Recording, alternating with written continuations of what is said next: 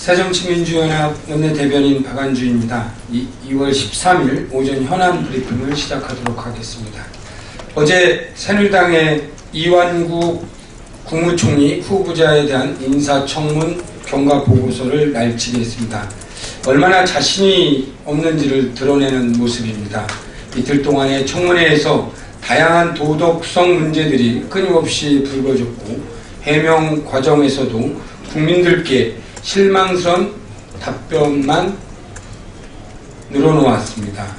이런 이유로 국민 절반 이상이 이완구 총리 후보자에 대해 부적격 판결을 내렸다는 보도도 이어지고 있습니다. 새누리당은 당당하게 훌륭한 후보라고 생각한다면 단독 처리할 하등의 이유가 없습니다.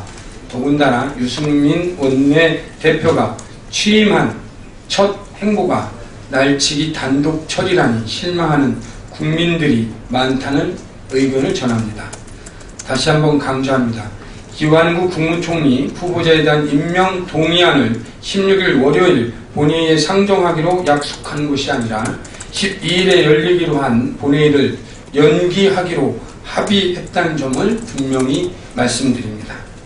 주말 동안 국민의 여론을 들어보고 월요일 본회의에서 처리할지 다시 의원총회를 열어 결정하기로 했다는 점 말씀드리겠습니다.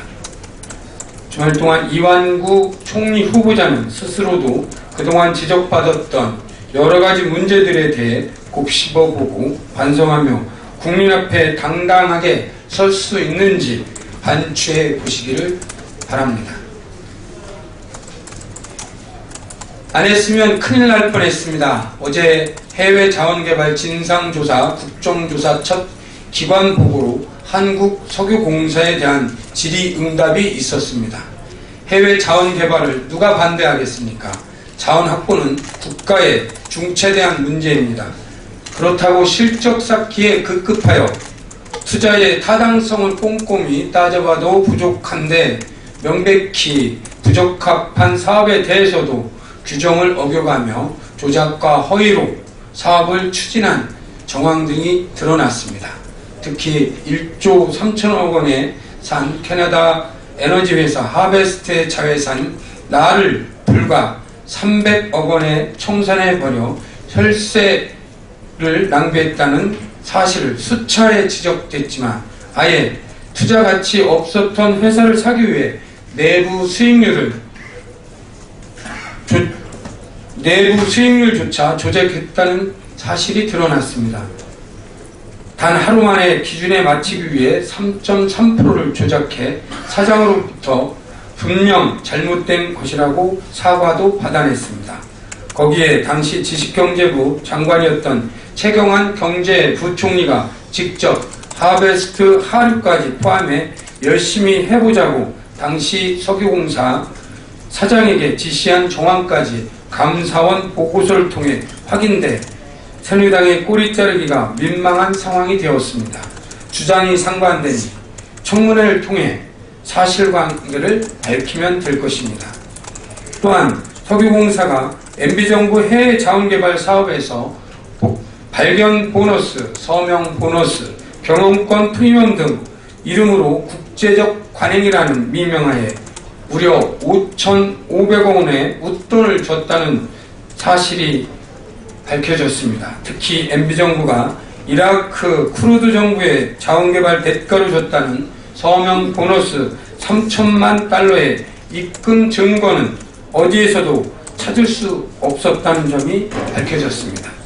자원개발을 추진하여 혈세 낭비가 명백함에도 사업을 추진했던 기관장인 석유공사 사장은 참여정부 때 실시했던 나이지리아 광부에 대해서는 처음부터 끝까지 잘 알고 있으면서도 바로 지난달 감사원 결과가 나왔던 하베스트 날에 대해서는 모르쇠로 일관하여 여당과 짜고 치는 고수습을 보여주는 것이 아닌지 의심케 하였습니다. 털어도 계속 나오는 것 같습니다.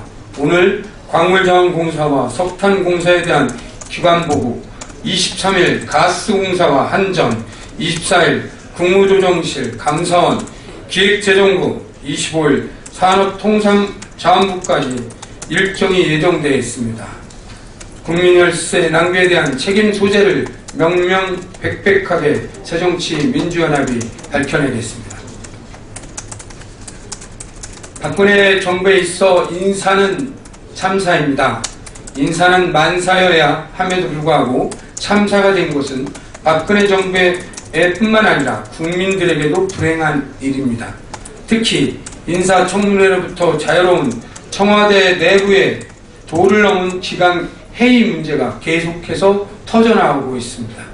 택시기사에 청와대 행정관 권력을 자랑하며 폭행하다 체포되고 방산비리에 철퇴를 가하겠다더니 방산업체 간부에게 골프 접대 받다 걸리고 청와대 문건 파문 배우를 지목한 행정관 등은 어쩌다 공무원이 된 어공 3인방 뿐만 아니라 공직기강 해임 문제가 끊임없이 불거져 나오고 있습니다. 모든 공직자들의 솔선수범이 되어 공직기강을 누구보다 바로 세워야 할 청와대가 기강회의에 허덕이고 있으니 인사가 바로 설 리가 없습니다.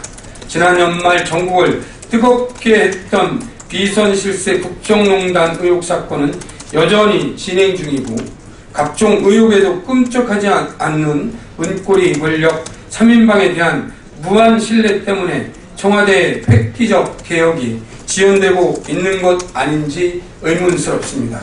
그동안 행정관들의 비리나 일탈 사건, 항명파동까지 겪으면서 부처 복귀나 사표 등과 같은 솜방망이 처벌과 사건 덮개만 급급했던 청와대의 모습이 기강회의 한 원인이 되고 있다는 점 박근혜 대통령께 고언드립니다.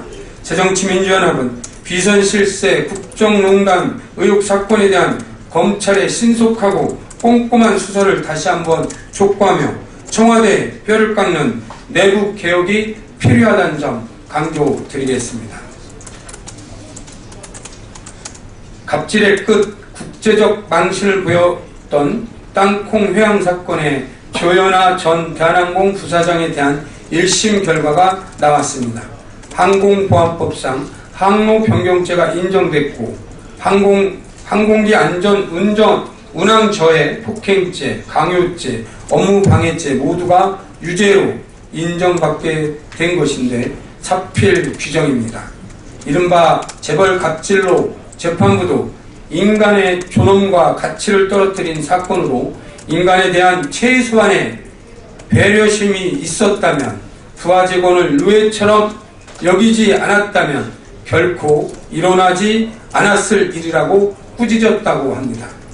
재벌 아버지 만난 이유 외에 갑질을 할 하등의 이유 없는 그야말로 어이없는 행위였다는 것이 재판부 판결을 통해서도 밝혀졌습니다.